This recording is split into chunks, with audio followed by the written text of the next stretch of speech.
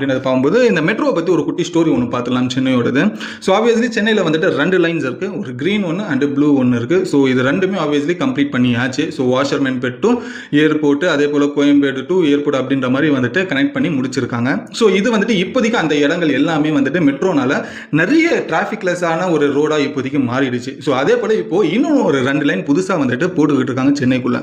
அது எங்கேருந்து அப்படின்றப்போ மாதாவரம் டு OMR சிப்காட் வரைக்கும், அதே போல் மெரினா பீச் லைட் ஹவுஸில் இருந்து பூந்தமல்லி வரைக்கும் போட போகிறாங்க அப்படின்றது. ஸோ இப்போ அதுக்கான வேலைப்பாடுகள் நடந்துட்டு இருக்கு. ஆப்வியஸ்லி இந்த 2 லைனுமே 2027 வந்துட்டு முடிவடையும் அப்படின்னு சொல்லி எதிர்பார்க்கப்படுது. 2 லைன் போடுறாங்க அப்படின்றது சொன்னேன் இல்லையா, அந்த 2 லைனில் வந்துட்டு பூந்தமல்லி போடுற அந்த லைனில் வந்துட்டு இந்த போரூரும் நந்தம்பாக்கமும் போகிற வழியில் வந்துட்டு அங்கேயும் மெட்ரோ ஒர்க்ஸ் அப்படின்றது நடந்துகிட்டு இருக்கு. அந்த நேரத்தில் வந்துட்டு இந்த ஒரு மெட்ரோ ஒர்க்ஸ்னால ஹெவியாக வந்துட்டு நிறைய டிராஃபிக் ஜாம்ஸ் ரெகுலராக வந்துட்டு சென்னையில் நடந்துட்டு இருக்குது. ஆப்வியஸ்லி அந்த பக்கம் நீங்கள் போனீங்கனாலே தெரியும், இந்த போரூர் DLF சைட்லாம் நீங்கள் பார்த்தீங்கன்னா ஹெவியான ஒரு இந்த காலையில் பீக் ஹவர்ஸ் அந்த 8 to 10, அதே